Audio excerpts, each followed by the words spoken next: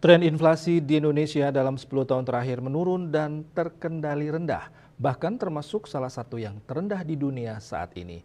Demikian dinyatakan Gubernur Bank Indonesia BI, Peri Warjio.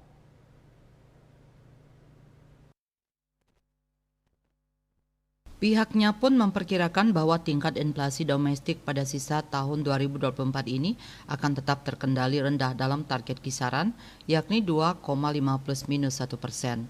Meskipun begitu, ia meminta pemerintah untuk mewaspadai dampak situasi dunia yang masih bergejolak akibat konflik geopolitik global yang masih berlanjut dengan memitigasi risiko peningkatan harga pangan dan energi untuk mengendalikan inflasi. Pihaknya pun terus berupaya mempererat sinergi pemerintah pusat dan daerah dalam pengendalian inflasi melalui perluasan program Gerakan Nasional Pengendalian Inflasi Pangan (GNPIP) di seluruh 46 kantor wilayah Bank Indonesia. Upaya tersebut dilakukan untuk mengamankan ketersediaan pasokan dan meningkatkan kelancaran distribusi pangan serta mengatasi berbagai permasalahan struktural seperti produktivitas, efisiensi distribusi, dan integrasi data pangan.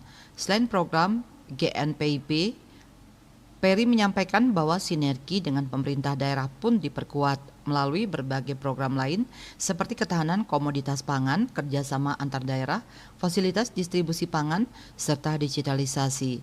Selain itu, ia menuturkan bahwa pihaknya juga menerapkan kebijakan makro prudensial longgar untuk mendukung pertumbuhan ekonomi nasional yang berkelanjutan, antara lain melalui insentif likuiditas dan digitalisasi sistem pembayaran.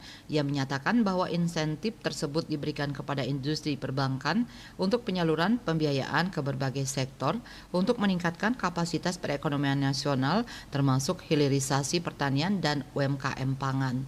KMB Bali Pos melaporkan.